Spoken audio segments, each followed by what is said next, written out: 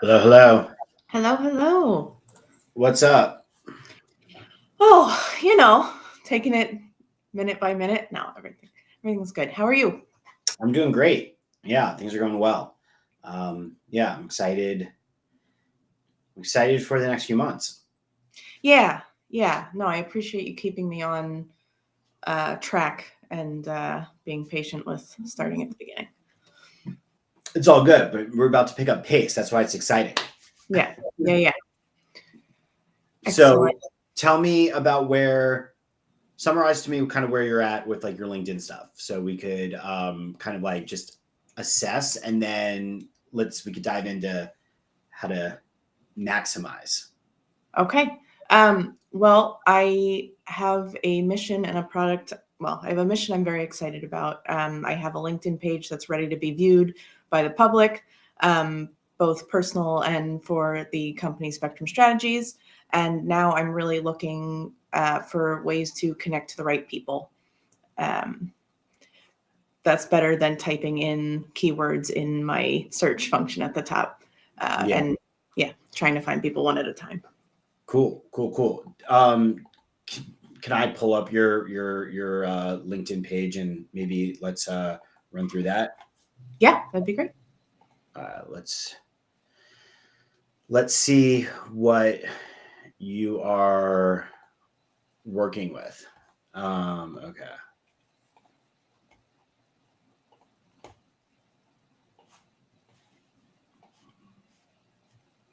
okay. So love this. What did you change anything? This is what we kind of went over last week, right? This. Yeah, this no, this is the same. Okay. You're up to 333 connections. That's exciting. Oh, I see I'm missing a space there. I'll go in and edit that. It's okay. Still want to add in maybe like a little bit blurb or whatever about maybe the offers. That's kind of the last thing that we want to maybe beef that up. Okay, put in what we're going to be offering soon in the experience. Yeah, or I would even maybe call out like the idea of coming soon. Um, like look, because we're gonna go over how to target, but I'm trying to think through the experience that we're going to give, because the whole goal here is to optimize around conversion rates. So we want people to connect. We want them to, you know, hopefully in a perfect world, reach out to you and say, I'm so happy you connected with me. So you don't have to Yeah. do anything. But if that's not the case, then they're going to read your about section. They're going to see your call to action that says, let's connect. So that's great. I'm trying to just anchor in like, well, I think the goal, based off of what we're talking about, and correct me if I'm wrong, is that you're going to want to open up conversations with these people, maybe get them on a networking call, and maybe do a little bit of customer discovery in anticipation for what we're going to offer. So I would think that because we don't have the website built yet, you don't have anything featured yet, you haven't posted anything This yet. This is the best place to put something that anchors them in the agenda of So like I put that on the I company put page. that on the company page. Yeah, Yeah, exactly. well, let's look at that. But you Okay. know, I think that it's going to be best to kind of bring that out to your profile, because the chances of them clicking through into here are a little bit lower. So maybe just bring that out a little bit. Where do we bring the Well, and opportunity? that's a great point too. That do I need to? Can you link to other pages in LinkedIn? Like, can I make it easier for people to click on the LinkedIn page for Spectrum Strategies from my personal page? Yeah, you can. Look, because what you would the way that you would do that is you would feature. So you could add a featured section, which you don't have right now, where you're featuring something. It would show up like over here, Okay. and then in that you can link externally. But I would say featuring your company page to It's a just little take weird. them to the same thing is, I think, a little. It's not like, I don't know. I want to say that that's like a little confusing. If you want to bring out a message, then maybe incorporate like a one page PDF or like an image, and then just feature that image. That would probably be like a little bit easier, because the reason I said that, I'm not saying you can't do that, but like the idea is that you want people to have this information, right? You like, that's going to optimize your conversion rates. The goal here is you want to reach out and then be able to kind of have them say, I want to learn more about what you do. And it's kind of silly to, they can just click on the and link. so if you start like highlighting things that they already can click through, the question is like, are you actually making that easier for them? And I would actually say no. If they want to click here, they probably know that they can if they're interested, and you could just bring to the forefront a little bit more information that is already present there to add here. And if you really wanted to highlight it more, then I would say just create like a nice little PDF in Canva or like an image, and then feature that image with that information.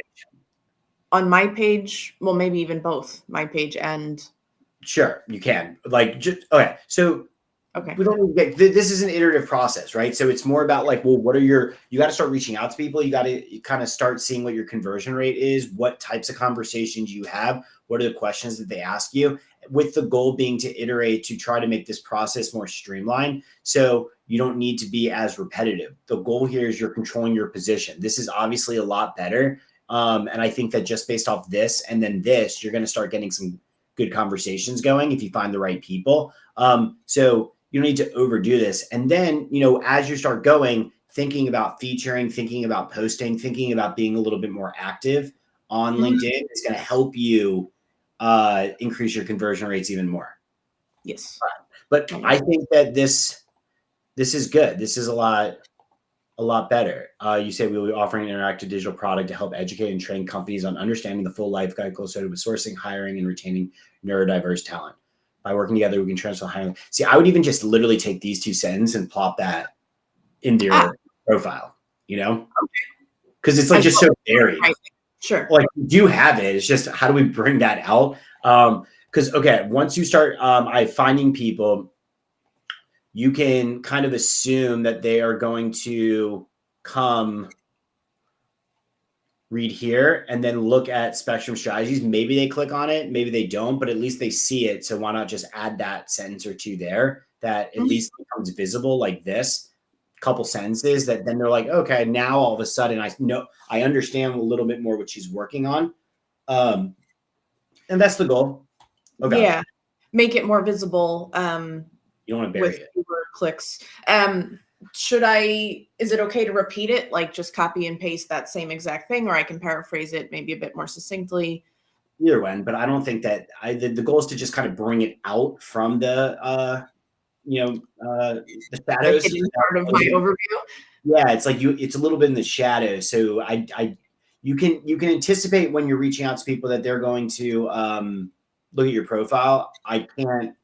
I wouldn't anticipate that they click into the company page and read the whole thing and then get to that last area. So just bring it out into the profile. Okay. Cool. All right. So look, this is great. Congratulations. This is a lot better. I will say you might want to just add that same background art here and make that a little bit nicer. Especially if you are thinking about like maybe posting some things. I'm not saying you have to. That's on my radar. I need to be more active posting things. I just was all good. Yeah, we're just getting going. That's all. Yeah. No worries. Okay, so this is great. So let's talk about targeting. So first of all, you have figured out the search part of LinkedIn, the free part of it, but you'll understand that whenever you search for something, it's going to give you search criteria up here that you have the ability to search for people. So you can think about keywords that you're searching for, but yeah, you're limited in the amount of people that you are able to kind of find. So the way to kind of get around this is paying for LinkedIn Sales Navigator. I think it's by far a worthwhile product, but at the same time, you really have to use it because it's kind of expensive. It's $100 a month. You do get 30 days for free. So like you could start and kind of, see if you get value out of it. But for people that are building businesses and doing sales, it's anchoring you on like, can you make $1,000 through the year to justify its ROI? Right. For you, it's like, yeah, it's an investment, but like if you get one sale by the end of the year, it's paid for. It's Already an investment that's worthwhile. So, you got to think about that, but let's kind of just run through. Can I pause you for a second? Yeah. Is there a right time? Is there a premature time, a right time to start using this? I guess maybe a common concern could be like, I don't want to burn my bridges when I'm too green. I want to be up and running when I'm talking to people I think will value the connection most or something. I think that there's so one, I think that once you start talking to people, you should start posting a little bit more. I do hope that even like some of these clips that we're doing might be some of them might be actionable for you to even kind of add. And then, maybe it's not as it's just sharing your story, and then you could kind of think through how to like brand it with Spectrum Strategies with what you're doing to showcase to people what you're working on. The reason I say that is because I think that you have to start thinking about like a personal brand like that you're creating, and then also the Spectrum Strategies brand. And you are doing both, even and success kind of will require you to think about both, because you don't want to, especially when it comes to like your LinkedIn and building a network and like talking about the products that you're building, you don't want to just focus on all I do is Spectrum Strategies. Like, you still are a person building a business, and people will resonate with that. So there's nothing holding you back from talking about that part of it. I understand the Spectrum Strategy side of it. You're going to be somewhat still limited a little bit by Debbie. Like, we got to push her to do that. But my hope is that once you start turning this on and you're having conversations, that's the push that she'll need to do this. And between me and you, I do think that once she does record, this could go fast. Like, we don't need to. I mean, I think that the editing side of things might take a little bit of time, but we could start the website. We could start getting going. And then, like, honestly, the fulfillment of your offer is basically just time with Debbie, right? At the end of the day, like, it's videos and produced videos, but at the end of the day, it's like you're ready to sell. Like, so like, this isn't like, we're not like inventing something, we're curating it and getting it going. So I think that it's actually better to start this process as soon as you can, to start building relationships, showcasing that you're serious, showcasing that you're building a brand, showcasing that like this is good. So then by the time it starts hitting, they've already seen you be doing something at least for like a few months. So it's like, I hope that this is live in 60 days. I think it might take 30 days to get the videos. I actually hope that this could be live in 30 days. I think that might be a stretch based off of when Debbie's going to record. But like, we did just have a conversation yesterday of a proverbial cracking of the whip, if you will, just to like, we gotta get this moving. And I know it's on everyone's mind. Good. It's gotta be a priority. So once she does it, she's done, and then it's going to take like everybody else around her. Like, I mean, it's basically one day of work for her, like, essentially, right? A lot of days maybe of prepping mentally. Well, she wants to get it. We all want it to be right, the right feel, the right.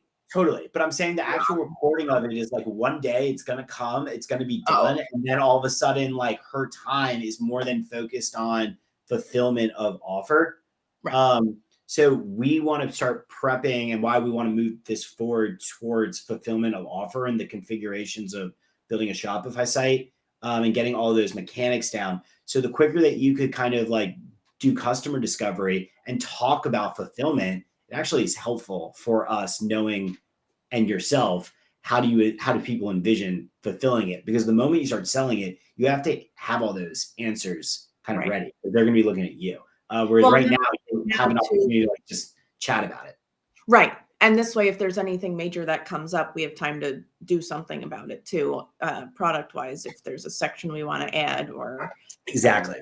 Just a good recommendation for how to deliver it. Yeah. So look, I would turn it on. I would try to start having conversations with people. There's nothing stopping you from that. And I think that like, I don't know. I also feel like we'll see. I think you might enjoy it. Like, I think that having conversations and getting that validation from people telling you it's a good idea or like they would love to support in any way they can is going Yeah. to be helpful for you to hear, and also helpful for Debbie and get her excited about like wanting to kind of like get out of her comfort zone and think about like how to scale this a little bit.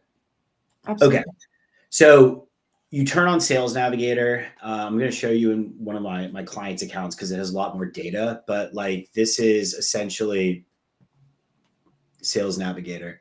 Are you familiar? If I say the word Boolean searching, do you know what that means? Spell it out for me. Okay, all good. So have you ever I've used? heard the word. I don't like. It's not recalling anything meaningful offhand. That's fine. So when you search a database, like oftentimes you search by like a keyword, right? Like, you know, search for this and pull all the results that have that matching keyword. But Boolean searching is a little bit more complicated of telling the computer to search for ors and ands or exclusions and inclusions to do more complicated searching that allows you to like get a lot more tighter, like when you have a lot of data. So Google is obviously like a big Boolean searching. They started with Boolean searching and it's kind of morphed into more like AI. Like who knows how Google like even works, right? Like it's so complicated. But Sales Navigator is like traditional Boolean searching. So if you are on the home screen, essentially this is a platform that sits on top of LinkedIn that you could click on what called lead filters. And it gives you a bunch of different filters that you can search for that are your Boolean searching. So it's an interface, so you don't have to get like complicated with I necessarily. don't have to actually code or basic Yeah, code. yeah. I mean, you can. So you can start with like a keyword. So let's say, like for example, like this client literally is in like an HR related field. So if I type in HR, I'm going to have 11 million results. So obviously, like that's not practical, right? Because their database is so big, LinkedIn, that it requires to think through a little bit more granularly about like what exactly it is that you're looking for with the filters. So, for example, it breaks it down where you can kind of search for companies, roles, geography, and personal information. I even have filters on here, it looks like. So it's actually, you can press in and press include, exclude, to really think through like, who are you targeting and how are you targeting? And that's why this is a skill in and of itself. This is how I built a business off of Sales Navigator, because I could tell clients that I am good at this. I am good at thinking through business strategy. I'm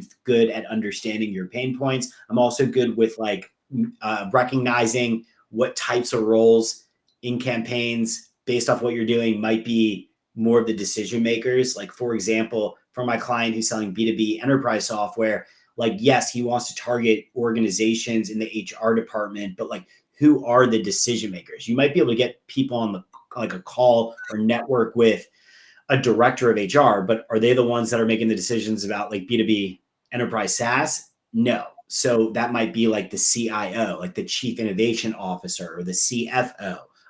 You might be targeting specific companies with, you know, certain groups of people. So like in your case, this might be a filter that might be worth exploring to include or exclude, you know, try to find people that have like 50, 200, 200, 500, 500 to 1,000. Like you're looking for companies that operate at that size that have budgets for this stuff, and then try to figure out who are the people that you need to talk with. So one of the, Well, I was also thinking that the decision maker for the company may not be the person that I'm having my first conversation with, or the person who's necessarily buying the product when the time comes. Yeah, see, this is why it's important to kind of get this going, because you have to understand what I call market conditions. Like every market is a little bit different, and you have to, what you're trying to do is to explore and understand the market that you're entering. So who are the people who make decisions? What are the types of companies that look to invest in these types of programs?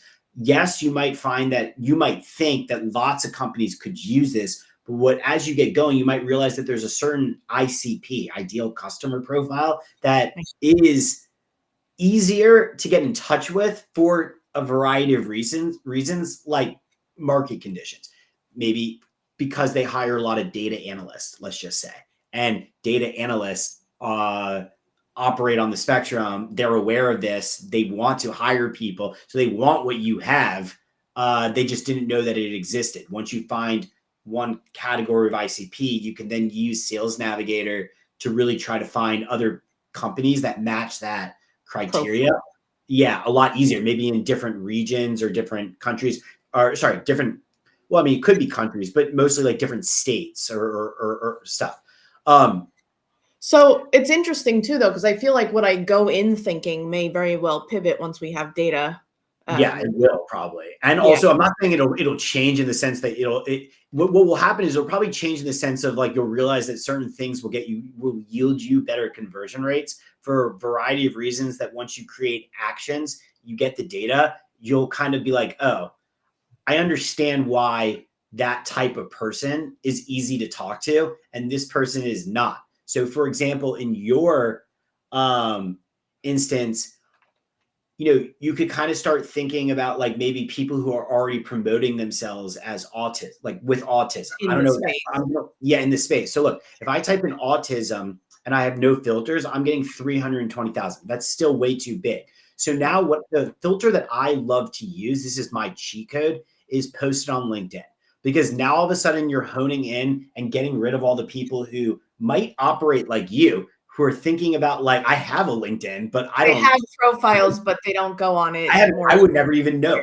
And so this is like you want to sharpen your saw here because you're trying to yield conversion rates and conversations. So posted on LinkedIn is a cheat code because you can already tell that those people are active and looking to network. If you're posting, you're looking to network. And so now all of a sudden you start seeing, okay, well, like let's see who's talking about autism that's posted on LinkedIn. Let's current companies. Well, this is kind of a silly question. Well, I don't know. It could be. Do we actually want to filter? Like, if we were looking for people to partner with, I'd say we'd want to look for autism. But I feel like we're not necessarily advertising to the autism space, if that makes sense. That we want, like, we think this will be beneficial to any company. I know we need to pick a certain profile that we think will respond to this best, at least in the beginning, just to target my attempts at expansion. But do we really want to be looking for autism with respect to clients? Because I feel like we want people interested in level playing field hiring practices, but they're not necessarily going to have autism in their job description or in their company description, right? So, okay, a couple of things to think through here. One, you're not wrong in terms of this, but I think that it's important while you get going to explore different avenues and be open to different ICPs because you're doing customer discovery. Because right now you're not actually selling. You are trying to find people who want to talk to you and learn about the market. So yes, what you just described is an ICP that you should have filters on and then press save search and like that's down the line. Thinking through how you could have different search criteria. You do want to save searches because what happens is we're getting ahead of ourselves a little bit. Once you have different filtering criteria, you press save. Now, all of a sudden, LinkedIn is kind of starting to learn on Sales Navigator the different types of people that you're working with, that it will start like adding and feeding people. Like if you look at like save searches, how it says like, 5K new results, 1 new result, 4K. Like as people are changing, because people are always consistently updating their profiles, LinkedIn's learning about people. So it's once you save lead lists that are waste off criteria, it will add more people to it. So the beauty of this is you kind of set it once and then like you could always play with it, but like you want to think through some broadened criteria to run different types of campaigns. That's why this gets a lot. This is why I think it's worth the investment, because you can't really do this on free LinkedIn where it's like, okay, like you're right. You should try to talk to people within the company, but because you haven't really done any customer discovery, I fear for you that those people might be a little bit harder to get on the call. And then even if you do get people on the call, they might tell you that they don't really have much to offer you because they don't really know how that works. Maybe not. Like they're just like, oh, I know that we like kind of, or they'll maybe say, oh, you should talk to this person. It's like telephone, right? Like they get on a call and then they're like, you should talk to this person or this person. And you could go down that path, but I also feel like you might find somebody who's a little bit older that like that's someone that's interesting that might like be a service provider and then be able to get them on a call and learn a whole lot of information about how this stuff works in 20 minutes from somebody who's been doing it for years and is just willing to give the information. That also, if you connect with on LinkedIn, they might be connected to a lot of people in their network that you might also want to get. Remember, first, second, and third degree connections, right? So if you're trying to increase your first degree with people who are already very into the space, what you're trying to do is to get them into your orbit, introduce yourself, and then let them know what you're working on. And then you're not asking them for anything other than just like being willing to like, learn from them. But if those people are following you, those are the people that I actually think, oh, sorry. Yeah. Well, no, you're right. It's more visible, but also like, remember, people are not created equally, meaning that if somebody's already self-selected to be a administrator of services in the space and has passion for it, and then they understand what you're doing and they see the progress you're making and they like you, they might open doors to make an introduction to a company that might yield a quicker, if you get a referral from somebody who already has trust in the autism space, that might yield a better intro than trying to go direct to somebody. Maybe not. I don't know. This is the type of stuff that you have to kind of play with and see. You have to try. I mean, yeah, it may or may not work. But you have to try. So I'm just going to like, oh, what is this? So let's see. You put vice president, owner, partner. I was just trying to go a little bit more senior and just kind of see what happens. But I'm also seeing that like, you're getting a lot of technology people that work for things that like are autism based. So you're right that maybe that isn't exactly the targeting criteria that we want to explore. It doesn't really seem like they're the way I always kind of think about this, and we have to kind of figure out what makes sense for you. Is we're always trying to the way I like do this with like coworkers is we want to focus on how to get good with targeting. So we're only reaching out and running campaigns with A's and B's. We never know if somebody's really an A because you never really know where people are at in their life and what they're doing. We're judging them based off of a profile, but we want to get good at trying to be exclusive of like C's and D's. Like, how do we only try to engage with people who we think are A's and B's and refine what A's and B's are over time? So A and B, for our sakes right now, people that I can have conversations about what they wish to see from trainings, how they wish to see trainings improve, or like actual feedback about what they want from this space, or people in the space who are experienced with hurdles that they can talk about, or just ways they think that autism in the workplace could be improved. You get to determine that. I don't right. Really it know. Could be either. And you're probably going to learn about. That's why you got to get this going, because you don't have enough data to make the decision. You got to pick something, take some action, see how that works. Start having maybe some awkward situations where people tell you that they are not the right fit for what you're trying to do, and then learn from that. Go back to Sales Navigator and start trying to figure out what to do. One of the reasons I was thinking about trying to go after autism related people who post on LinkedIn was also trying to think through how do you find like influencers of sorts who are, associated with, who are maybe posting about it, just because I felt like that would potentially be, even if they can't help you, following people who are talking about that stuff is probably helpful for you, which is the way that I was thinking. I could be wrong about that, but let's see. Gotta try. Does Senior. it matter if I first, second, third connection? Like, should I not be reaching out to people past third? Well, no, that's okay. Never mind. That's not. I think they're only going to give you access to people who are third degree. That's like how LinkedIn So works. that's another reason to connect so that I show up. You want to connect with other people who have big networks to get access to more people. So as you grow your network, you get access to more people. Sure. So let's see. I'm trying to, so North America. I did North America, autism, HR, and now we're down to 8. So what I'm trying to do is to try to hone in on some people that we could look at and have a conversation about, like, do we think this is a good person? Is this someone that you would reach out to? This way we could kind of start understanding what are the A's and B's.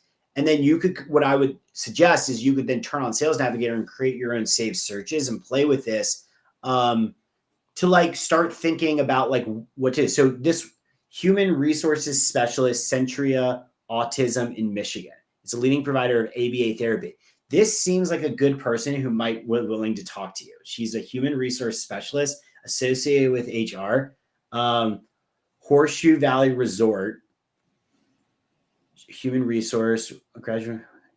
She's graduated from, she's from Canada. To be honest, these are people who are like low hanging fruit that I feel like might be willing to, they're like our generation.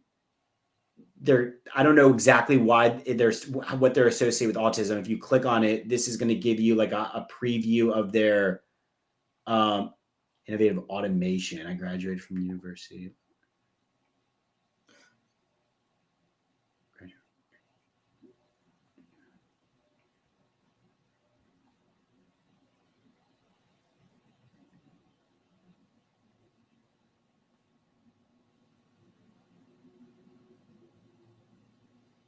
This is why I'm trying to understand. Why did they tell you that this is also autism spectrum? So she's skilled with autism. So again, when you even ask me like, what are the openers? Sales Navigator kind of helps if you actually spend some time, because this is your opener. Like, why are you reaching out to her? Because you're honest. You don't have to say I found you on Sales Navigator, but you could say, hey, you're in HR. You seem like an interesting person. And I see that one of your skills is autism, and you're in HR, and I would love to connect with you to build up my network. So then they look at your profile, and you're not threatening. She sees that. Now all of a sudden, if you connect, you can introduce yourself and try to have DMs with her and see like, what does she think about it? I don't think that this is going to be a great, she just started her job, right? So she's not like going to be a 1 month. Yeah. Like she's not gonna say, but like, you got to get your feet. Yeah. And also like you have to, what I would even say is like, try to learn about like, well, why is she skilled? The chances are that there's a reason on why she's skilled. Maybe she like knows somebody with autism, her brother or family member. Right. I actually think that this is why this is going to work, because if you do this from a human way, not like marketing, like if you actually get Kristen on a call and have a DM with her and then understand why, like what she does, she will probably give you good advice because she'll like the mission. And then if she is in your network and sees it, she might be in a position to literally and our product. Yeah, to sell this company. Yeah. Her company, because she might say and come to the conclusion, you know what, like autistic people might be a great like fit for Horseshoe Valley Resort and for whatever they do, because she might get it and like want to bring that to her bosses. To her company, right. Yeah. Right. So yeah, what you do is you kind of click around, and I'm always looking for like, okay, well, now that I kind of had a obviously very small, I'm trying to, whatever I like to do is I try to get filters down to like under, like into the hundreds. So now all of a sudden there's a filter that seems to be very targeted based off a lot of stuff that I was like, thought was good. And then I start clicking through and saying to myself like, okay, would I talk to this person? And then if you click on this, you could view their profile. Or what you can do is just save them to a lead list. So if you press save, you can create lists off of Sales Navigator to just kind of create lists. That's what I would start with. You create lists off of Sales Navigator to organize yourself. And this is how you can kind of start building up your workflow, because I like to separate out my prospecting from my networking. It's two different things. You could prospect while you're watching TV, prospect while you're doing something. It's just looking at people, familiarizing myself. It also puts you in a very powerful position for when you do start networking, because you absolutely know probably what you'll say, because you like initiated the conversation and you went through a lot of filtering to find them, that you're kind of looking forward to seeing if they connect with you. And then once you have your list, so actually let's just look at a couple more just so we can kind of have so this person is a Florida, 208 connections. So they're responsible for all of the things that would be interesting to you: recruitment, onboarding, employee relationships. Okay.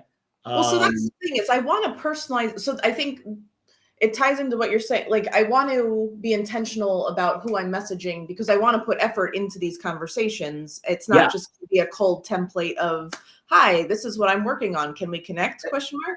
That's perfect. You're absolutely right. And that's why I get results on LinkedIn. A lot of people don't, is because I don't do that templates. I personalize everything. I use LinkedIn's features that I'm paying for to do my due diligence, to find the people that I want to network with. And then I tell them, this is why I'm reaching out to you, because of this. That gets me through the filters, because I do not look like a bot. I look like I really put in some effort. I really want to talk with them because I looked at their profile.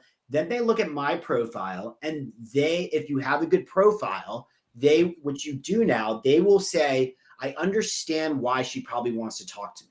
Therefore, I'm going to connect. Right. They might not say anything.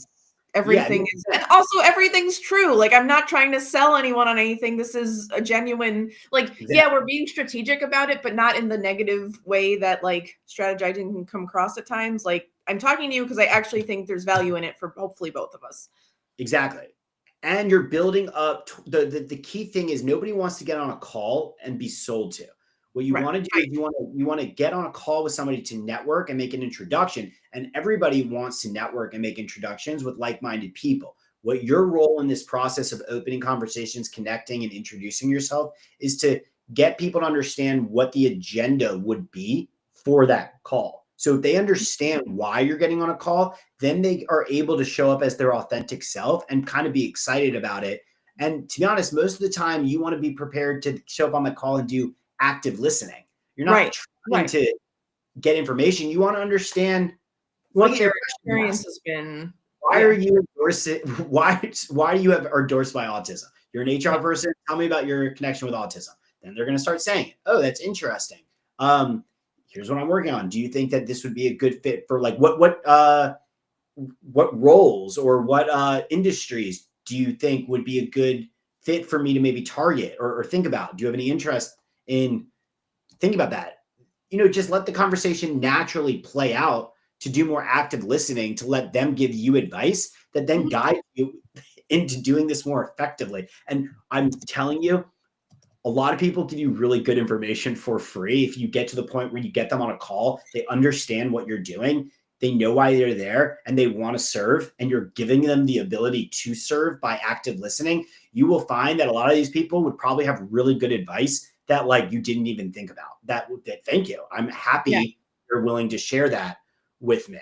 Well, and it's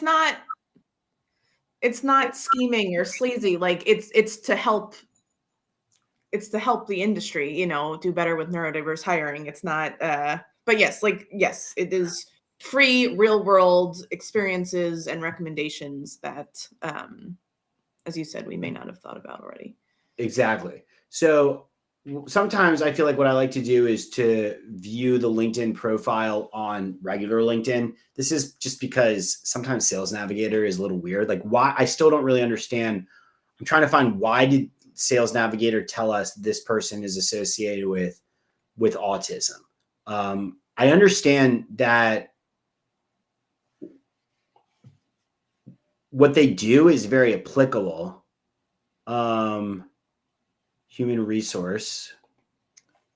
It's very applicable person, but it doesn't really say a lot.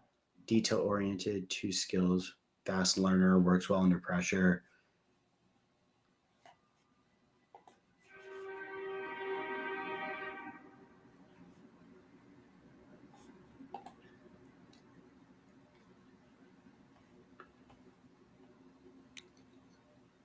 Have they been endorsed for it, or let's see?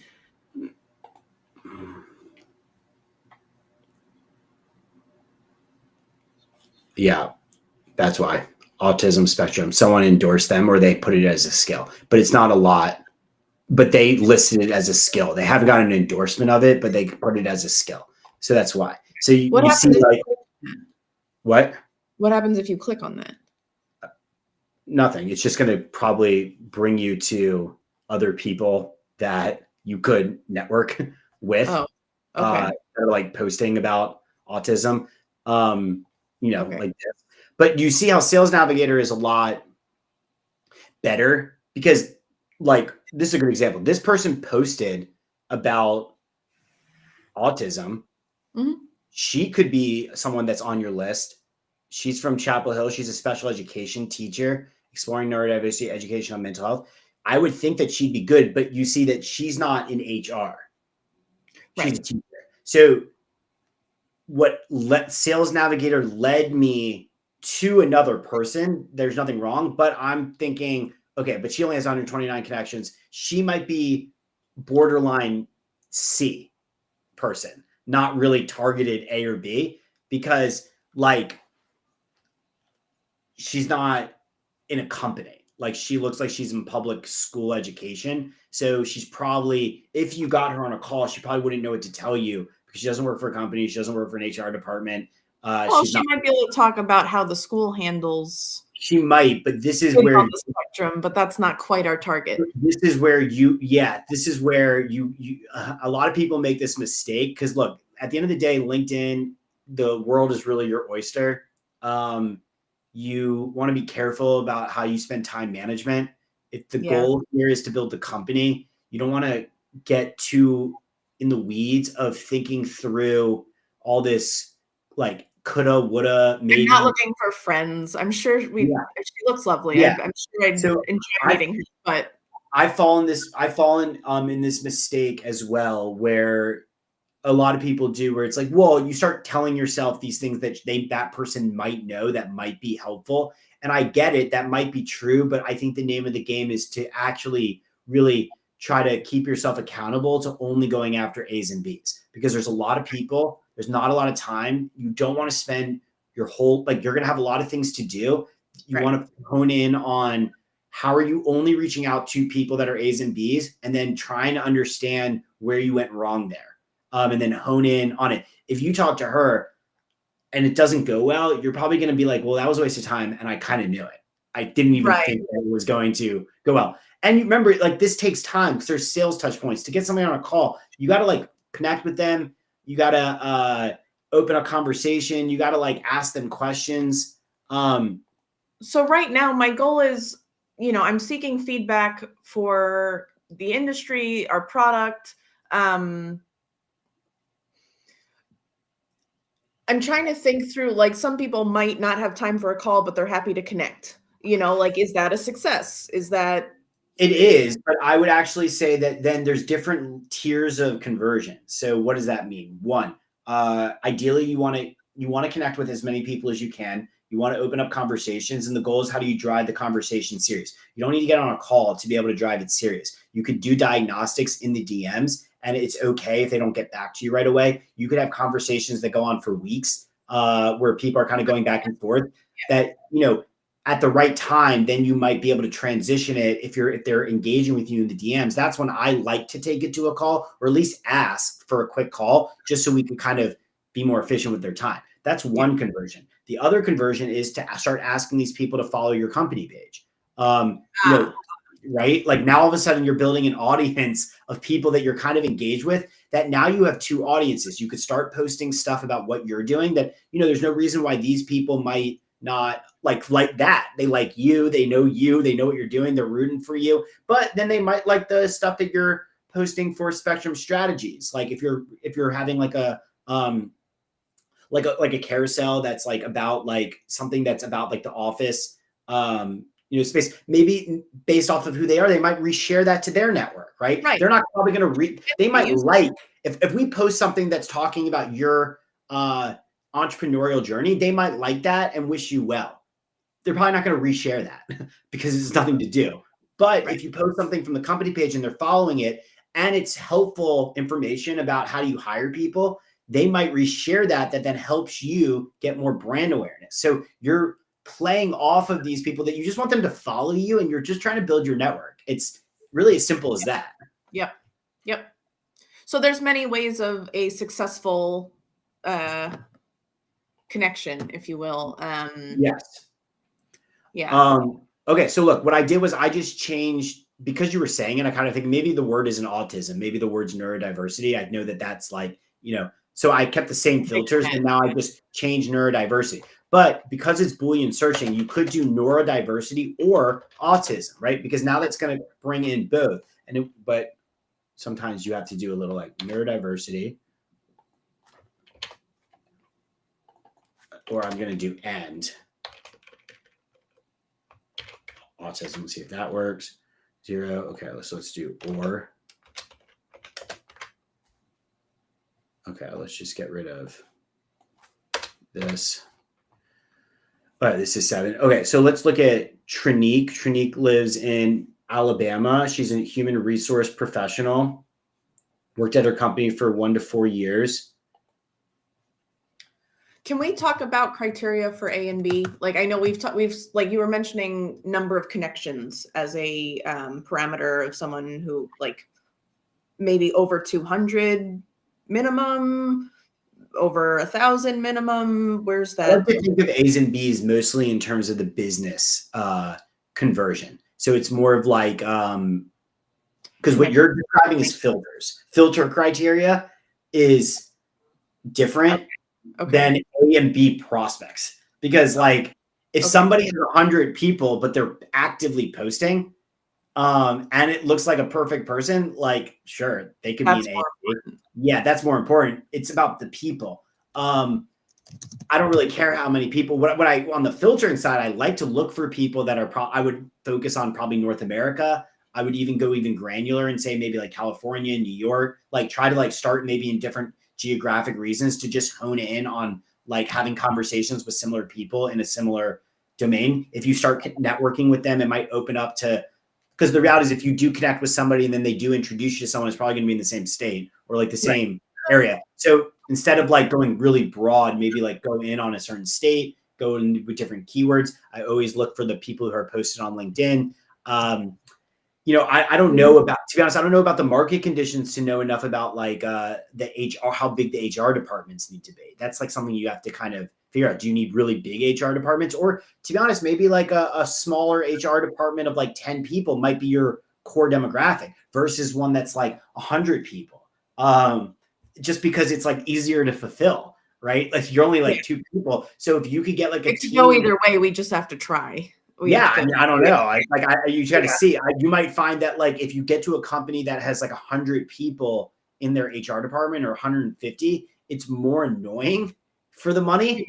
Too many to people coordinate with all that. Then if you find like a great 10-person HR team that like manages a lot, like is really interested in it, it's a little bit more engaging. Debbie might like that a lot more of like an experience. So it's like, okay, like how do you figure that out?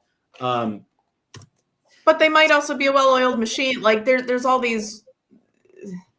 Yeah. At least right now, while I have the time, at least I would certainly lean towards giving it a try.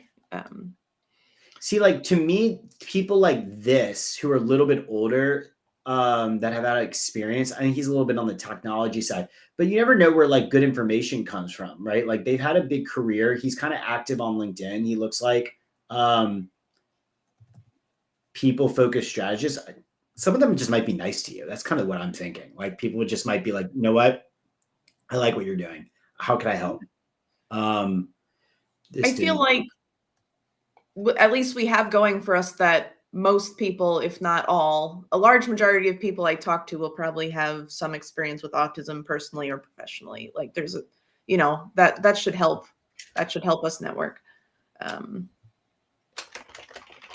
All right. So another like keyword that I was thinking about is maybe like HR training. Now we're getting like 2K. HR solutions, HR people operations, talent management, startup experts.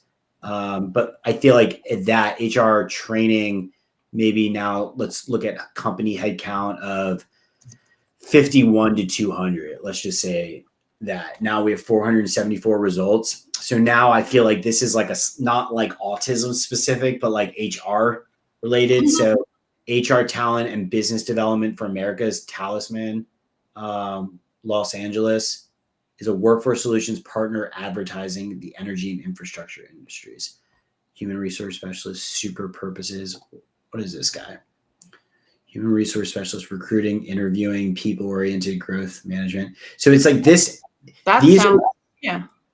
This might be a good, like I would create a list off of this that are more like just good, interesting people that are in the recruiting, growth, mindset, HR space that do interviews, right? Because this sounds like, based off of his keywords, it seems like he might have some information for you that might point you in a direction. He might not have anything to do with autism, but like he might have like some good ideas about like what does it take to sell to HR departments, things like that. I don't know, maybe not. It looks like if you look at it, he's had a very wide career, corrections officer. So it looks like he's been in HR for actually not that long. So he might not actually be the best client. So actually what I would probably do is look for, they have a filter, years in current company or seniority level. I would probably beef up the seniority level because it looked like that person was more like entry level. That's why I always kind of think like, how do you talk to like a VP or like? Although couldn't you, just to play devil's advocate, couldn't you like someone who's newer might have like more to prove or might be really excited and have the energy and the time? The time might be a big factor. You could go down that path, but I just have this feeling that if you go down that path, what you're going to do is they might give you their best guesses, but you're going to walk away not knowing if what they said was like valid because they're new. Versus if you talk to a VP, they are probably involved in decision making about that type of stuff, or could at least take your questions, go ask somebody because they know who to ask, and then like get back to you in like a more practical way to like help. I mean, if you don't want to go up to like VP, then I would at least maybe do like senior. I'm happy to. I just, yeah. Well, VPs might not want to talk to you, but like compared to somebody else. So this person's 8 months in role, 6 months in role. It looks like this person's 3 months in the role. So if you're talking to someone 3 months in the role, they might be, or 2 months. Like, I mean, just from experience, it's like you don't even really understand probably like how years in current position. I would probably do like 3 to 5 years, or six to 10, or more than 10. I mean, at least now you're honing in on some real more experienced people. So this is kind of like where I would go with HR, where it's like the North America human resource specialist. What other current job titles? Let's just do human resource director, executive, consultant. I mean, talent acquisition. Talent acquisition you could play with, or consultant would be another one. That's like, if you have a really big consultant who consults for HR people, they might know more about the space than the person who's the HR person in a company, about how selling to them works, right? So that might actually be like an interesting thing to play with. So it's like, if you have a human resource consultant, now you have 209 results in North America. That's a more senior level. These types of people actually might be really good resources for you. HR talent consultant, like Karen, California. She has her own consultancy. To be honest, these types of people I feel like could be ways to do, like, because Shopify allows this. I told you this, like, we don't want to get ahead of ourselves, but if you have a good product, and I think that all these people are going to tell you to do it on your own, but once they start seeing this, if they like what you're doing and they think it's a good fit, creating like a referral program where if a consultant like brings you a client, you give them a kickback of like $500 or $1,000, but like they're selling like a $10,000 package for the margin of what this is. You could build people like that might be able to bring you business, because someone like, to be honest, this is like a good business model. It's like someone who has a business. Let's look at her profile just like as an example. A lot of these people, I would imagine are, they're consultants. They're trying to raise money. They're trying to make money. So it's like they probably have their own business. Let's look at what her company does.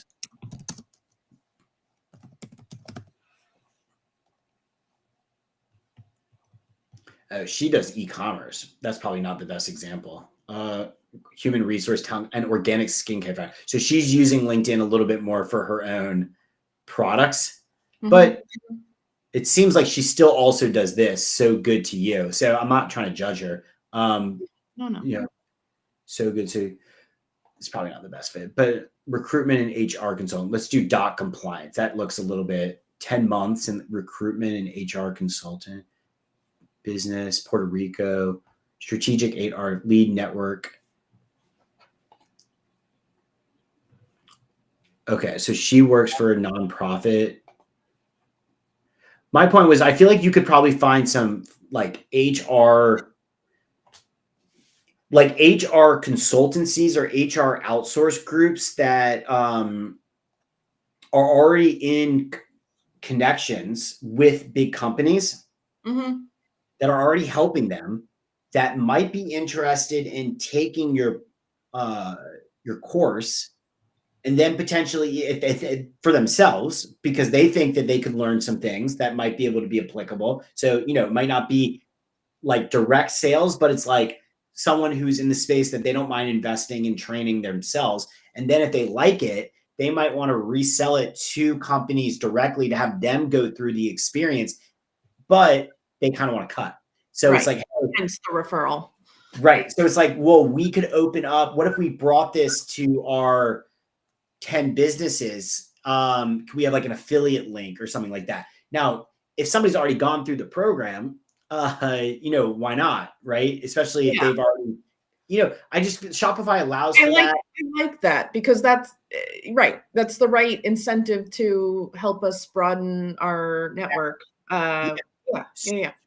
But it's a relationship game, right? So it starts with them knowing you, them kind of just watching you grow, them liking what you're doing, investing in it to go through it and kind of like see what Debbie has to offer. And if they like that, then maybe some of them want to then go resell it through like an affiliate link. They might already have relationships with like 20 businesses that they know this type of training could be helpful for those HR departments. So they sell it to those businesses on behalf of you. You fulfill it. But if they sell it to 10, they might get $10,000, but the company makes $100,000. Right. But it also starts with building relationships. Look, you could do this all day, but this is I mean, I think this will be fun. So what I like to do to connect with people is I like to, again, separate this out, like do your prospecting. And then what I like to do is you always stay ahead of your prospecting. So then your workflow is, let's say like you commit to maybe an hour a day of LinkedIn, because the reality is if you spend like 2 hours doing this, you're usually so far ahead because you just find a lot of people that it's becomes a lot more passive to do this. Like, and especially once you kind of hone in on what your A's and B's are, you kind of know what you're doing, that this part becomes not that complicated. Then the workflow is once you have your lead list, LinkedIn will start system generating other leads that it thinks that you might like, to even make the fact that you don't even Ooh, really need fun. to use the filters. This is where their like tools come in, where it's like, oh, great. Like, here are new executives who join a new company in your saved accounts. So you could also, I didn't get into this. I use leads, but accounts is the same thing. It allows like for you to filter by literally businesses. So if you want to track certain businesses or like, let's say you find out that like, God, it's a great to look up like HR outsourcers. Like HR outsourcers has been like a great path because they will train not only their staff, but they could like resell. Let's say that works. Then all of a sudden you could try to find other types of filters specifically based off of like company pages, like how many number of followers they have, how many departments they have, more company related filters than lead filters. I start with leads because what you're doing is not, you're trying to network as Sarah, but once you Right. get good at this, like, and you really want to start selling to businesses on a, not maybe an individual level, or at least looking for businesses, like trying to find lists of other professional employer organizations or something, the accounts can be helpful. But I like to stick with leads. Once you have your leads, you could have your list, and then you go into your list, and now all of a sudden, So this is your sorry, list. just to catch up here. The saved lists are the same as leads, or leads is just leads is a list Lead, of all of my saved lists. yeah, lead lists, Okay, lead list. sure. Yeah, And then the accounts is different because it's more for companies. yeah, But I yeah. thought we could filter by companies the But you're original. always, but the leads that are coming in are always people. You saw that the results were always Oh, oh, people, oh, oh, oh, sorry. Okay, so and it's you see okay. the account lists are Got literally all it, got it. companies that might have associations with people, but like it's more trying to go after like companies than people. So my point is, once you have a big network and you have a product that's working, you might be able to like to scale up your business, Right, find that going individually through people might not be as like direct as right, trying to say, well, this year we really want to focus on selling to HR consultancies.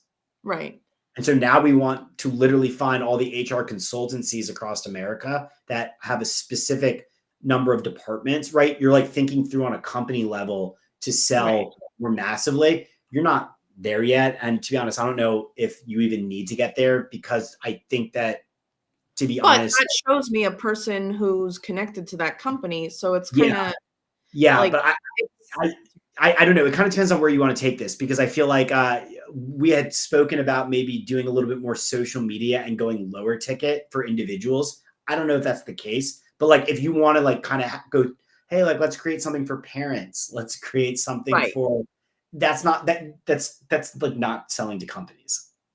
right. I mean, the world's our oyster with where we pivot with this down the line. Yeah. I don't know yet what would make the most sense, Well, but LinkedIn that's allows I for mean, both. it's good to know it's good to know that's an option. Absolutely. Yeah, yeah, Um, so yeah, you create your lead list. okay. You would click on your And then I lead. like that it tells me when new people get added to that saved Yep. list. That's You huge. save your searches from your lead list. So you have all your saved searches. It'll tell you when people are being added. And then once you're here, what I like to do is I like to connect. So the way LinkedIn works, just for context, is once you have these premium features, you've probably heard of like InMails. Have you heard of InMails? Have you ever heard of that? Okay. So No. it's confusing and a little weird. LinkedIn basically in Sales Navigator gives you a different message inbox. So like think of this message inbox and InMails as like its own email system, The same where it's like message. you can message people directly. See, the reason that they do this is because if you're not paying for LinkedIn, you are limited in how many people you can reach out to before it kind of cuts you off and tells you to pay, Huh, for a little interesting. while. Like there's restrictions because there was problems with LinkedIn years ago where it's like people were just spamming Spamming. people. Yeah, yeah, Yeah.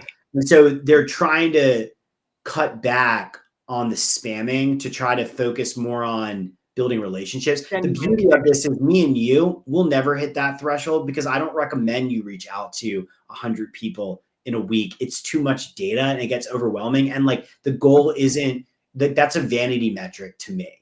I want you to focus on, which I'm going to judge you as quality, not quantity. how many serious conversations do you have? Okay. And if you can't legitimately tell me that, like, show up, I'm talking with her, and this is why I say it's serious. Serious is subjective, but I view serious as they are an A and B. They have literally responded to you, and it looks like you're talking about autism or HR. That doesn't, you don't have to necessarily get on a call with them, but it looks like you're talking about something that's from where we're standing right now, the goal, right? Like you're engaged in a serious conversation. You don't need a lot of those. You want like how do we get to 10, right? You don't need like hundreds of people a week to get to that 10, because if you're reaching out to 100 people a week and you don't have 10 serious conversations, your targeting is off, what you're saying is off, your profile is off, something You're is wasting off. a lot of time. It's inefficient. Yeah, it's really inefficient. But so they allow for like a different inbox that you can sure. You can reach out to people here, and it kind of bypasses the traditional inbox. Look, you can totally try this. I, to be honest, haven't found very good. I find that a lot of people don't use Sales Navigator, to be totally honest. I know a lot of people do like sales oriented, but like, let's say like HR business leaders, like people you are, like they don't really use Sales Navigator. So because of that, I find that, especially because it's coming from you, and what you would want to do is click here, and you want to, well, actually just click into the person and then click this little 3 dots and then just go to view LinkedIn profile. And then it's going to open up in free LinkedIn. Message on the regular platform. Yeah. And then just use that as a portal to now like connect with them. If you're familiar, you press like here. If you're someone if you're not connected with them, what you want to do is press more. Well, there are 1 or 2 ways depending on how it's set up. You can either press connect here, or sometimes you have to press the 3 dots and then it's connected. Do you know that? Sometimes people can configure it different ways. You want to connect. Yeah. And what I always like to do is to try to, if I can, like personalize the connection request. Right. Doesn't it? It usually has the little text box that you hit connect and then you can write a note, right? Yeah. So I always like to write a note because I feel like I'm setting the frame for what I want to talk about. So for you, it's usually like by the time you've gotten to the place where, in my opinion, where if you've done your searches, you added them to a list, and you separated out the time when like you did that, by the time you get to a place where you're connecting with them, it usually becomes kind of easy to know what to say because you've already looked at their profile. And so typically I would say something along the lines of like, hey, so-and-so, I'm trying to connect with people who have skill sets associated with autism and are like in the HR world. I thought you were a great contact and I would love to connect. Something that you're stating what we spoke about, that when they read that, they're like, oh, this person actually wants to network with me. And it doesn't say something super generic of like, well, either nothing that they're like questioning why you're reaching out to them, or something that's so generic, like we have like, hey, like I see you're an HR specialist. Right. Because then people are kind of assuming that you're probably going to sell them something. But I actually think based off your profile, if you said something like that and it was authentic, not only would you get a connection request, I think some of them would start just messaging you back and saying, hey, I'd love to connect with you. Yeah, like let's do it. So, okay. So the recommendation is connect with the first and then include the first message with that, not just like, I don't need to ask to connect, if that makes sense. So, sorry, let me rephrase that. I'm going ahead and initiating connecting on LinkedIn. Yeah. But then I'm requesting to connect over the phone or just. No, you're not connected. No, you're not asking to connect over the phone. Where'd that come in? Once I start talking to them. Oh. No, so that's message 1, right? You're trying to get I'm not asking for a phone call right off the bat.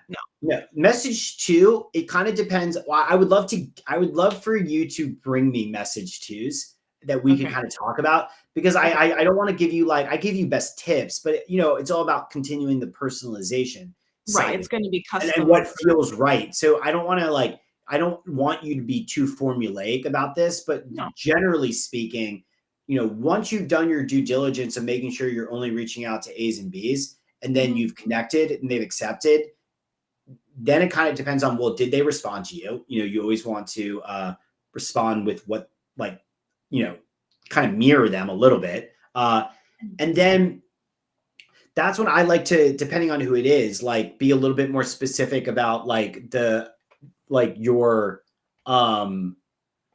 I like to introduce myself. So it's like I could have like a kind of like, hi, I'm so happy that we connected. I'm trying to get more active on LinkedIn and building my network up with people who are in the HR space and are associated with autism. I would love to pick your brain for a little bit now that we're connected. Like how's business, how's it going at like this company page, right? Yeah. Keep it open-ended, but state your intentions and just see how they respond to that. You don't need to like state a time, state a purpose, but state what Right. you want. And then I like to open up like a very open-end question, not asking them a targeted question because you don't know them. Just give them space to kind of reach back Get their and thoughts on see. whatever they deem Yeah, and as. then usually what happens is if you do that well, someone's response will both agree is like, well, it looks like that's a serious conversation, because they might say, oh, I would love to talk to you about that. And then they might even share their autism story. So it's like, well, if you got them literally telling you personal stuff, this is good. Like, let's Yeah. go get more. And then we could kind of talk a little bit about like, how do you transition that? Like, what do you do With with, that. but I would say let's not focus too much on that. Let's focus on finding people, Mhm. connecting, and opening conversations. So Sure. the pipeline, let's say, of it all, the visual is what you want to be able to do is LinkedIn. You use Sales Navigator to find your LinkedIn campaign people, connect with them, understand the mechanics associated with that, see how you could get a talking reply.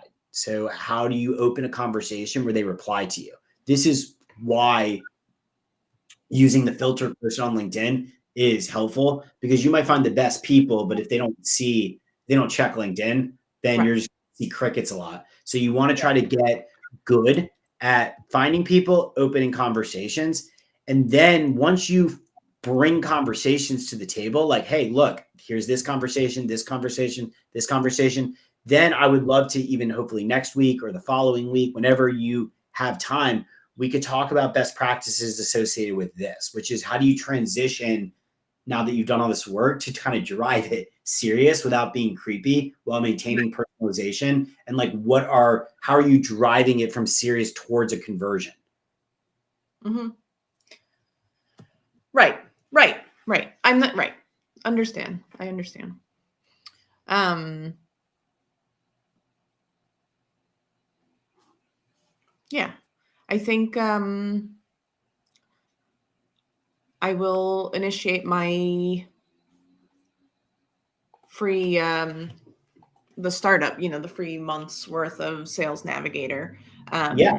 I mean, frankly, I hadn't heard of it until you mentioned it, so I'm not that surprised that messaging on the free LinkedIn is a good way to go, but it seems super useful in terms of finding the right people.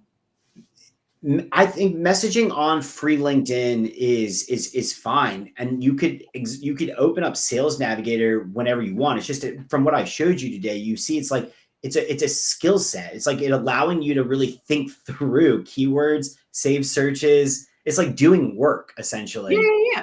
To No, prompt. I see the great value to it. I just Yeah. mean, yeah, just yes. Um, Um, people, okay.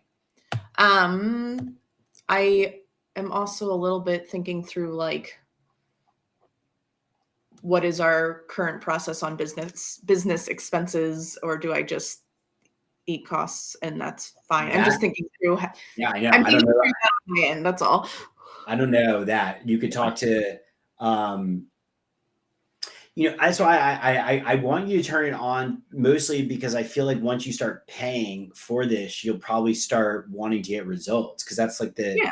idea here. So like you got to get Debbie to record. Yeah. They said they're working on it tonight. So I'm excited to see what comes from that. And yeah. Yes, I this was really helpful. Seeing the inner workings of it now when I'm in a headspace where I'm like actually going to use it. Yeah. It means a lot more today. And yeah, I think a lot of it is just playing around with it. I do think I'm going to enjoy talking to people. It's an area that I know is worthwhile, and so to get to connect with people who will hopefully feel the same way. It's a Yes. genuine connection. It's not sales, it's not, Yeah. it's a learning or discovery call, I think is. Do you know what I'm very excited about too? And will you indulge me in just a second? So what they're doing for my software now, which I feel like is going to be, so my whole business has always been based off of the fact that I basically manage Sales Navigator, and then I built software tools to just simply help me organize it. So it's not like what you see is it's like I'm just what happens is Sales Navigator is great for finding people, but once you really start building a network, what my software is designed to do is to kind of help on free LinkedIn organize that data. So it's like, how do you actually like keep track of after you've had a conversation, making sure that you're kind of like following up and like knowing what to say later on? Because I've actually found that that's where the true power of like business building comes in, is because you're networking with all these strangers. Like you don't want to give out like your phone number. I'm managing email is hard, but LinkedIn becomes like a way that you can scale up your communication, because it's like an app that you can leverage that's on your phone. That's like a communication platform that like you could start like you could use as a communication platform is essentially it. Like, how do you like just connect with everybody that comes through the business that you meet, to build up over time, having thousands of people that are in this network that know who you are, that you're posting. That to me is kind of the power of LinkedIn, because I never thought of it like a resume. It was like, oh, I have like a communications platform for this industry that I'm trying to like network with. And so my software was all about like, how do you organize them into lists to kind of make it so I feel like I'm a more powerful networker than other people, because I'm processing data a little bit more effectively. But at the end of the day, I've kind of realized that that doesn't really get people excited if they're like introverted and they don't really like want to like talk to people. I'm not saying you're that, but that's what I found for like a lot of people. It's exciting if you're trying to network. It's exciting if you've got a business you're trying to scale. Like, yeah.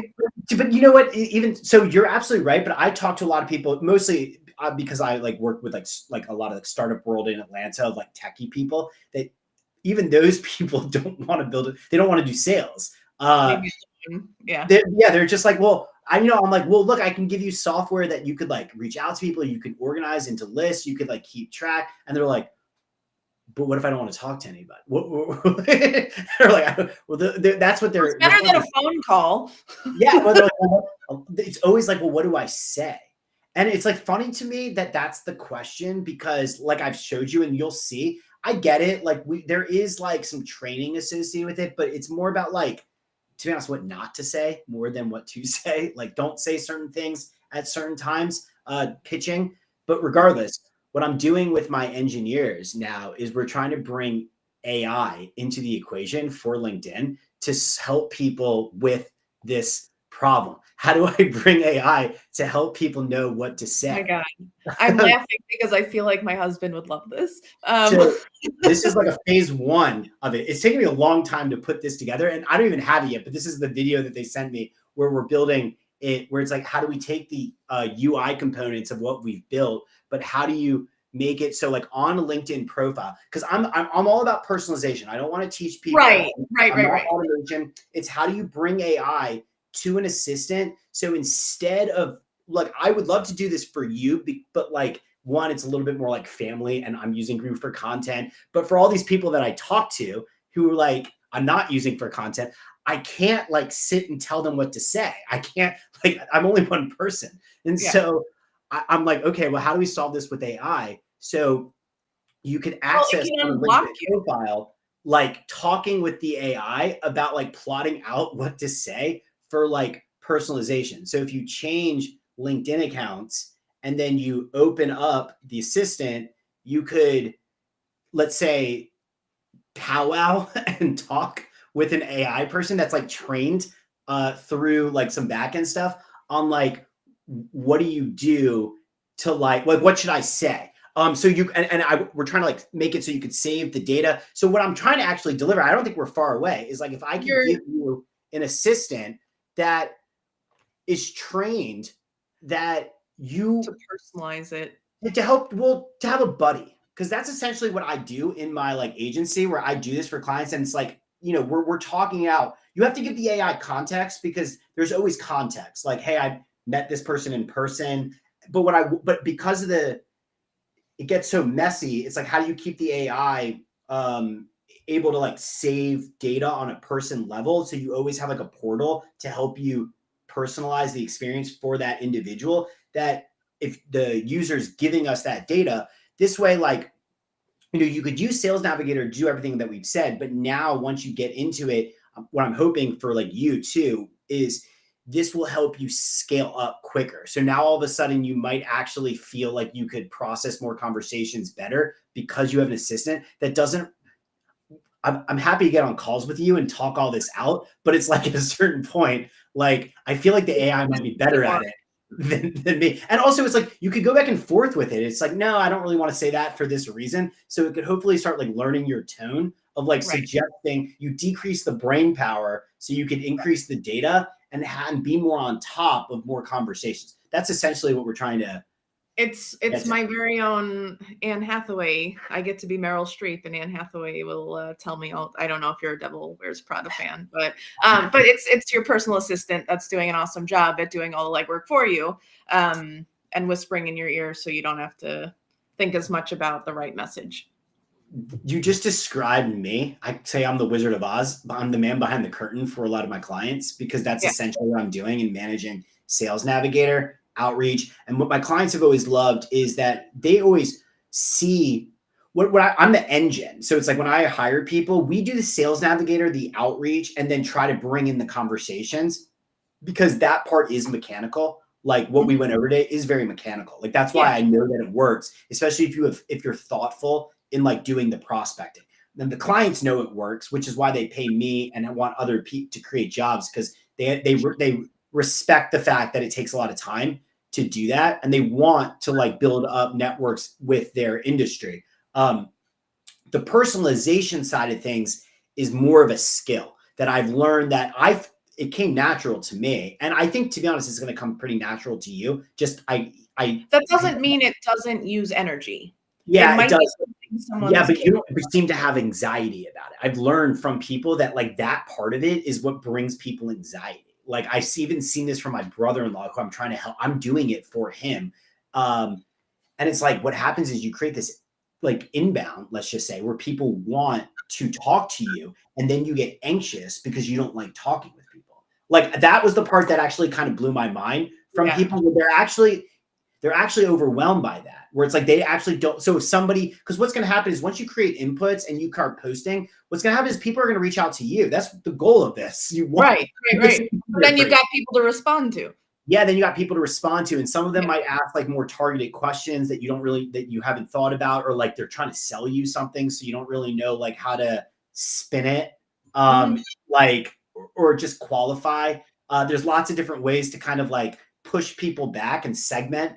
That yeah, I'm Yeah. trying to. I mean, it helps that I know I'm not dependent on one conversation, and also like I know I'm trying to put a good product out there. I believe in the product, so it's not going to be like if I feel like I'm not going to be backed into a corner. I might not know an answer, but I'm not going to be like, oh dang, they figured me out, you know. You're absolutely. That's why I said I met you from the beginning. I knew that you were going to be good at this because this was the part that I actually feel like is the special sauce that like could scale this because it's a good product through LinkedIn that like if you can deliver on the product and you want to create brand, direct sales through LinkedIn allows you through Sales Navigator to really think through how to do this like year over year to get to a place where if you only have 333, like, well, if you're consistent at it and you kind of like build, systems around you, like it's very easy to think that you could go from like a targeted network to, let's say, 3,000 in, a couple years of just consistency that are all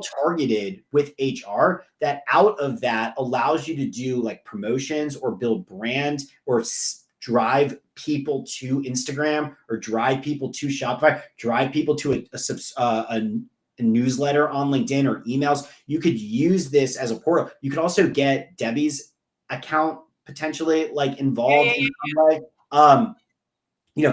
Once I know Debbie, like this is what I do. It's like we could have people do the mechanics for Debbie, right? Someone else could do the prospecting and the connections and then like the reach out and then pause, and they don't have to. Debbie can then field the questions, or you could field the questions. There's workflows, let's just say, that's not automated, but it's like helpful virtual assistants that like are doing the grunt work in targeted ways that allow us to like scale up people to use LinkedIn as a powerhouse to get like lots of conversations going. What's also kind of funny to me is like we're in the neurodiversity space, right? Like while I love talking to people, I am full transparency. I have undiagnosed ADHD. And so sometimes just having someone body double next to me, like sometimes I hit a wall and I know I need to do a thing and I have trouble getting myself over that hump. And so having AI maybe even suggest things. So now I'm editing instead. Oh, right. I forgot. I like this. Let's go. Like I'm going to personalize it. I'm going to customize it, but having that little boost might help. Just might help me get into it, engage with it. That's exactly what I'm trying to build, because I've kind of recognized that over the last year, because it's like I actually came back to Atlanta having built all this software that is management software for me. And so it's like I have the ability to create lists and organize people, but I've recognized that the problem I have in selling it to people is that they don't know, they're scared of people and they don't know what to say. And so it's like, well, here are some options. What feels real to you? Like, it's like if I could. Well, the thing is, the problem I had is like, well, I didn't realize that was going to be a big deal, but I realize it is for a lot of people, because that always came natural to me. I was like, what do you mean you don't know what to say? Like, what do you mean? It's like, so, but whatever.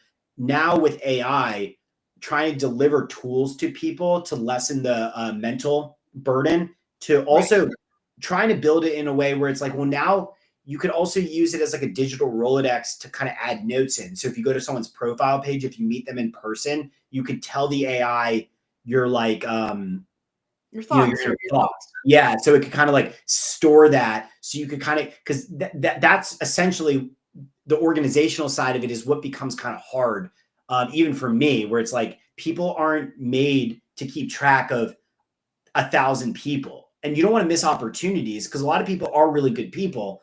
But you can only keep track of all you can keep track of are the 10 open conversations that you have at any given time, and then you segment it. So that's why it's like I don't try to tell people to reach out to 100 people. It's how do you build a pipeline of like, let's say 20 or 30 serious conversations to try to drive them and progress them toward a conversion, whatever that is. Not everyone's going to be buyers. Follow the company page, give me your email address, like whatever it is, segment them, and then try to do a good job organizing it so you can remember who to follow up with like next quarter to do a check-in, just to kind of re-engage the conversation.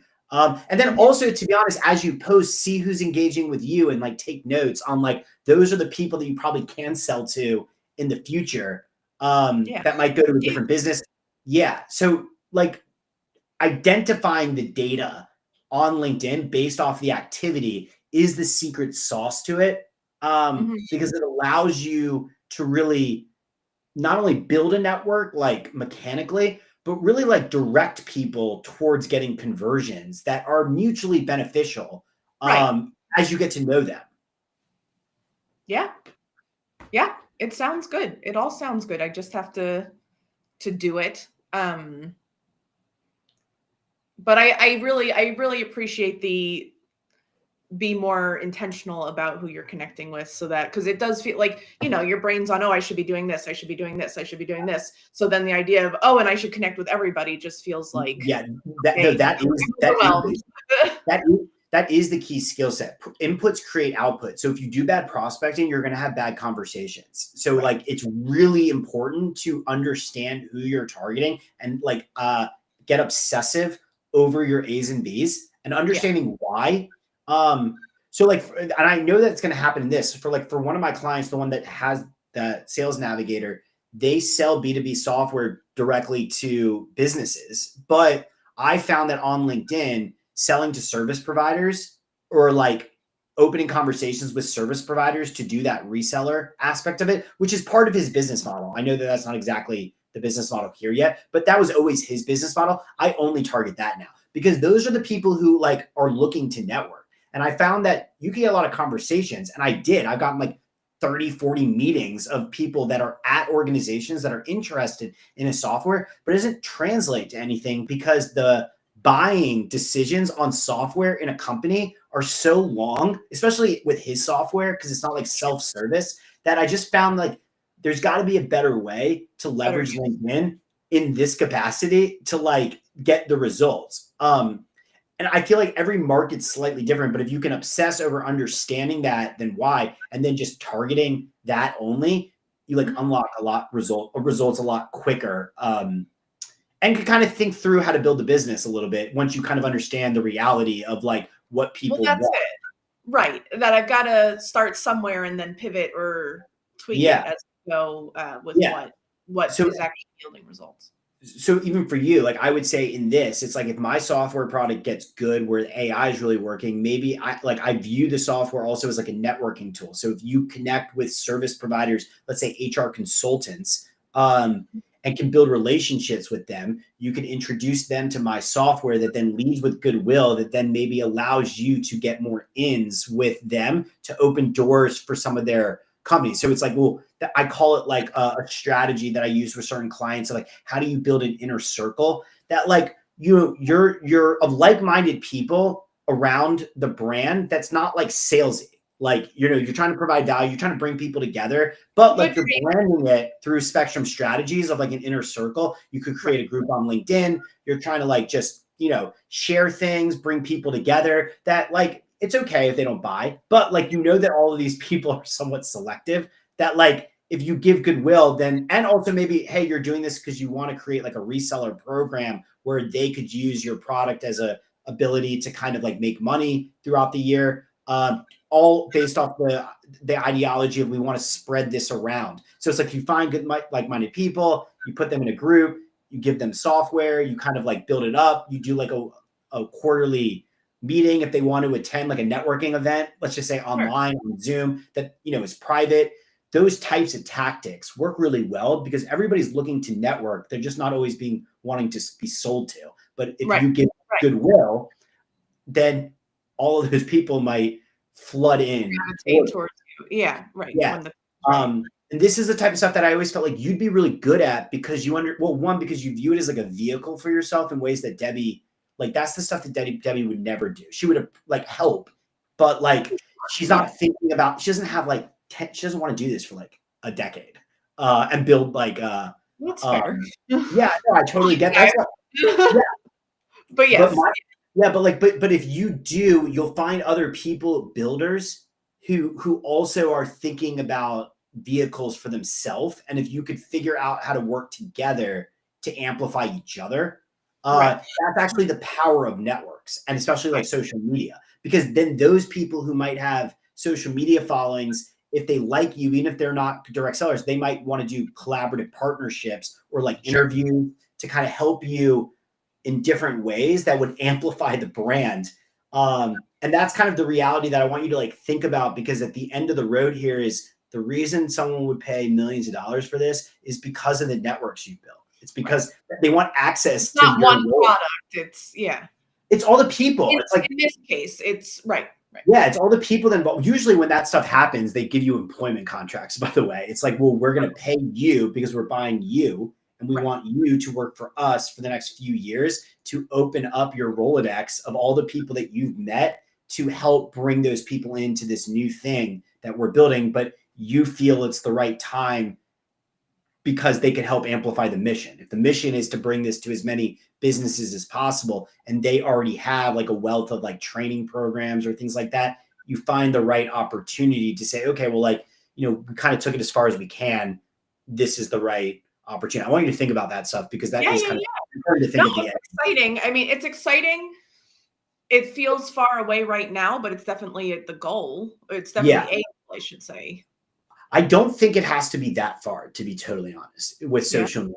Yeah, because if you have some winning products, I think that this is the type of thing that I think could catch lightning in a bottle, because of the right like place and time in the market is the way that I'm thinking. Not just like, I think it's a combination of a few things. One, because Debbie has good advice. Two, because you're operating it. And then three, I'm trying to teach you how to do all this social media stuff. Right. So We've kind of got the trio, the trifecta of. It's like, well, if you create a lot of content and like work with me to kind of get it all out on a massive level, while building personal brand for you with good information that is backed up by Debbie, it's like that could be like lightning in the bottle stuff that like all of a sudden you get a lot of traction that like, I don't know, it kind of depends on how ambitious you are and like how many, like how long you want to do it. Which, you know, we could talk about that another day. Yeah.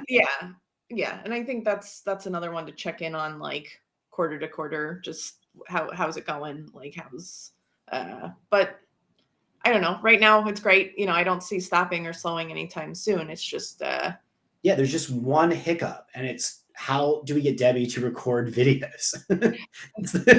They are aware that we're both kind of itching at this. We've got stuff to do, but there's a lot.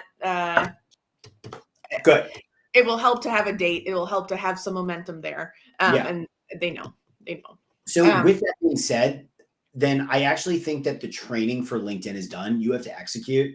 And obviously we could talk about that in future meetings, like what you're bringing in. That's interesting stuff. But I actually have full confidence in you that like once you kind of understand the mechanics, like you probably know what to say better than me. I mean, I can help you, especially if I'm giving you AI at a certain point, like to train yourself. Like I actually feel like that's we'll get to that when it's ready. But for now, it'll be me. Yeah.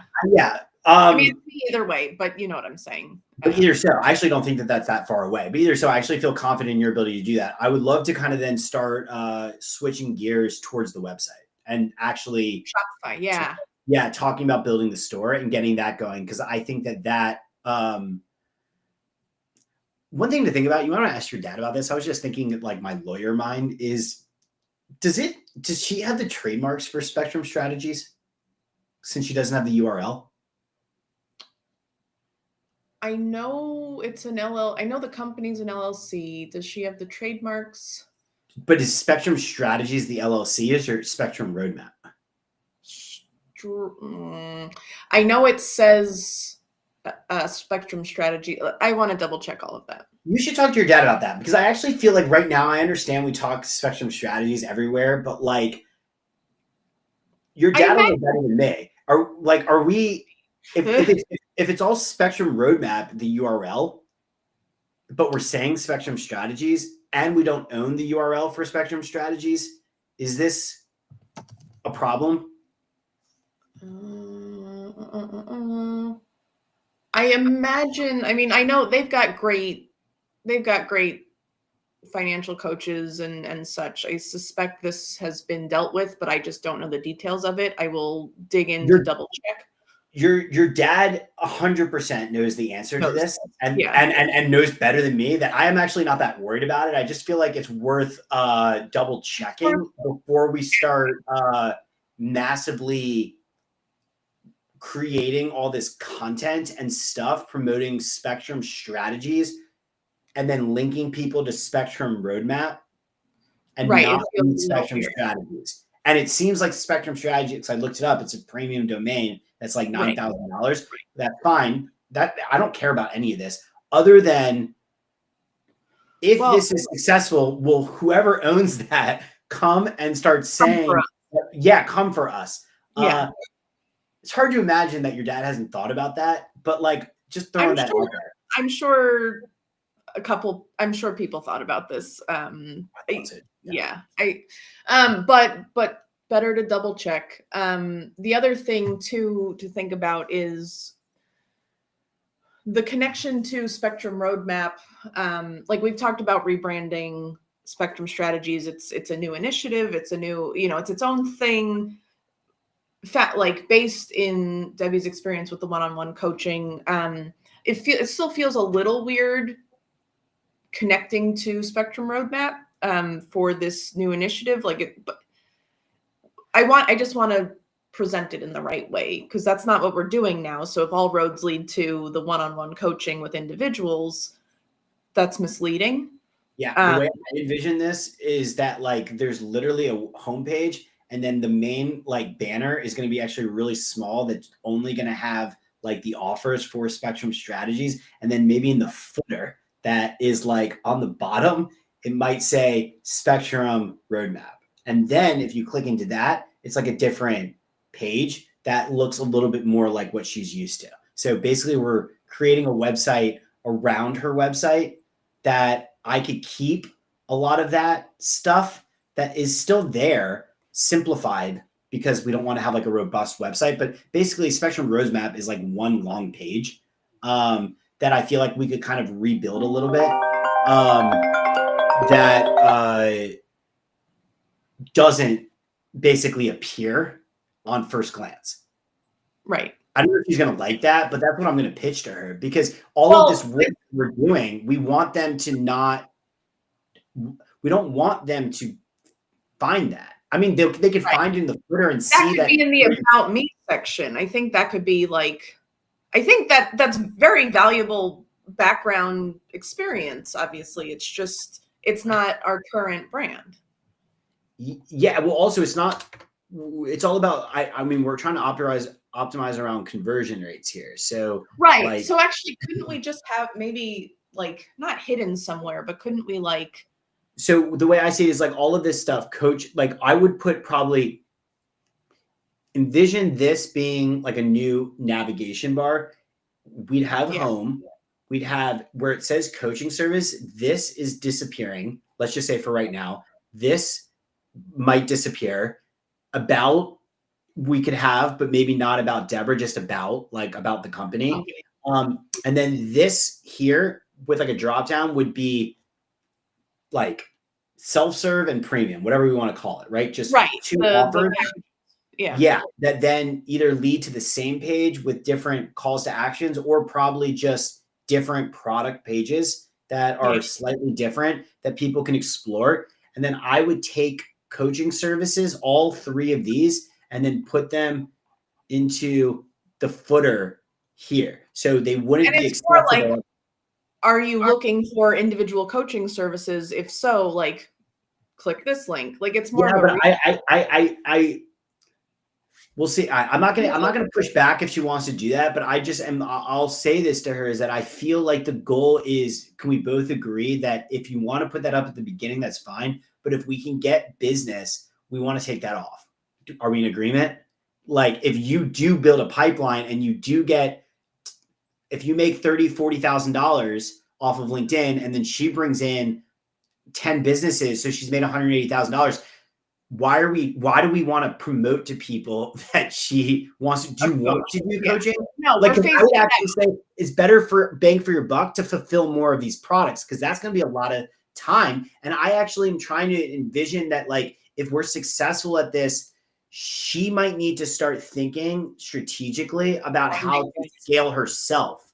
And the answer is that the coaching is the opposite direction of where we need her thinking. It's more of like, okay, well, what if we are successful at getting 30 businesses in a pipeline over a quarter, let's just say, right? So we could look at a calendar and like maybe start playing around with different, like, it's only a monthly meeting, so it's like fine. But like I don't know. It's like at the end of the day here, it's like I'm trying to do right by Debbie. Like, don't we want to build a business that you're actually like enjoying scaling and helping us scale? Well, and I know her goal is ultimately not tomorrow by any means, but like the goal is that this replaces her day to day, not That's what I'm saying. That additional. was Yeah. what I thought the whole Yes. goal was. So Yeah. we have to have a streamlined process by which, like, we can maybe we just tweak the offer if it gets too much for her, or the other option is to kind of like try to bring somebody else in that I'm assuming that's what I kind of thought. Like, she could probably find somebody else that she trusts at the right time to Oh, interesting. duplicate Hand her. off. Yeah. Duplicate But her. maybe, That's why I wouldn't probably have on I would never want to talk about Deborah. Like, this isn't about Deborah anymore. It's Right. about Spectrum strategies and the process Right. and the information. The videos can be with Debbie, but that doesn't mean that she can't bring somebody in that's trained by her, that goes through a certification program or whatever she has, or she's worked with them for a long time, that she could create a job for. If the operations are that there are 25 businesses that have paid like premium, then the idea would be that you ideally would be helping manage both of them to make sure that they show up to their meetings. Not saying that you're going to show up to all the meetings, but like that they are dividing and conquering. So then Debbie has a manageable workload that she appreciates. She gets the biggest cut. And then the other person has like a job that is supplementing what she's doing, but in the Spectrum strategies way that Debbie has oversight over, that you are working directly with that person to ensure brand consistency, and the meetings are somewhat like done.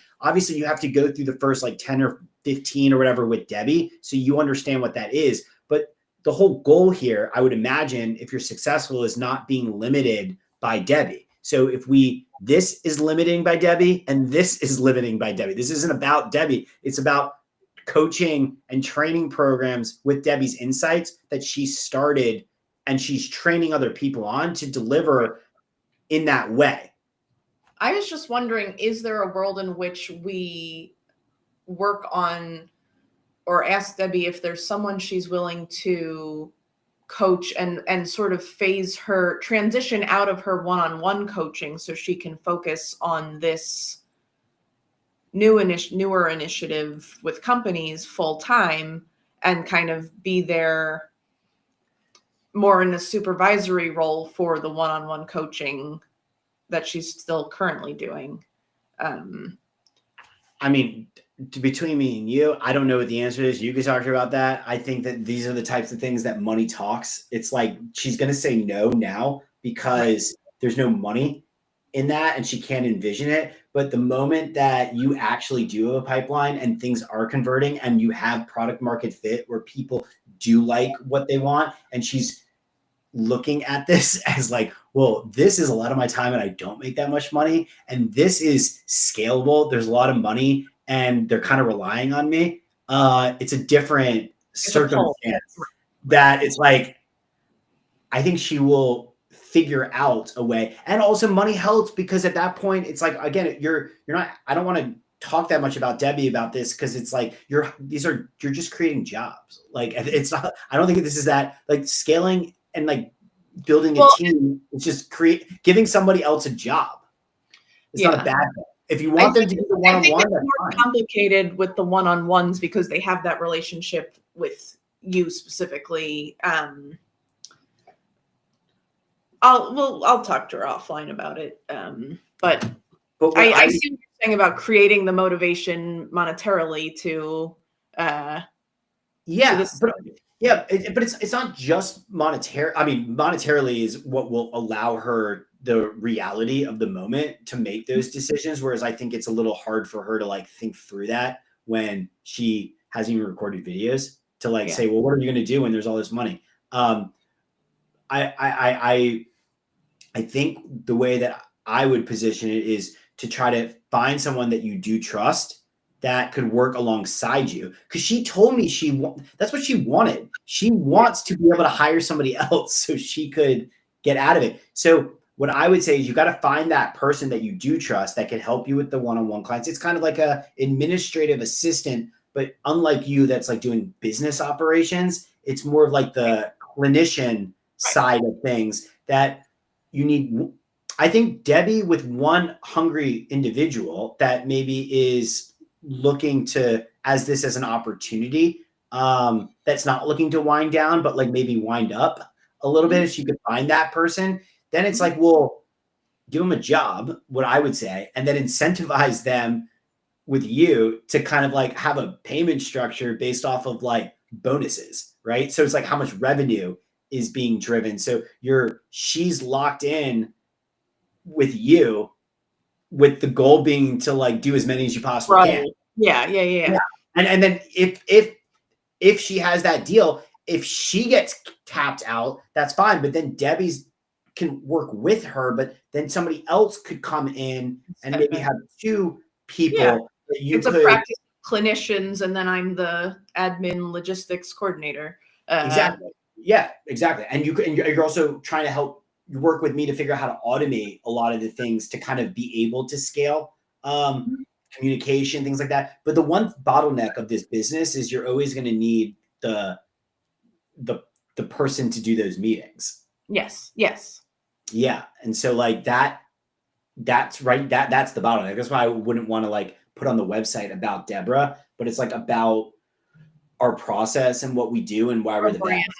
Yeah. And Debbie could be on that page.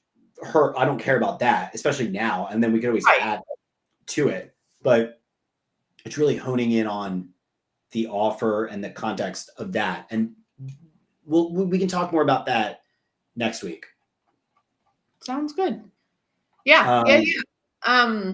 I'm trying to think if there's anything else with LinkedIn. I'm looking forward to showing you what I've got. That's what I want. I want serious conversations. I want you to. Yeah. Me too. Build a pipeline. Yeah. I think it'll be fun. It's a meaningful game. A game's the wrong word, but it's, I don't know, in a job that's, largely do stuff on your own. I say as you've given me so much of your time, so thank you. But I just mean it'll be nice to have more, people to talk to about it. And like you said, the feedback that we're doing something worthwhile and where to go specifically with it. It's all good. Beautiful. Yeah, I'm looking forward to seeing what you come up with. Thank you so much for your time. And I will get on that Sales Navigator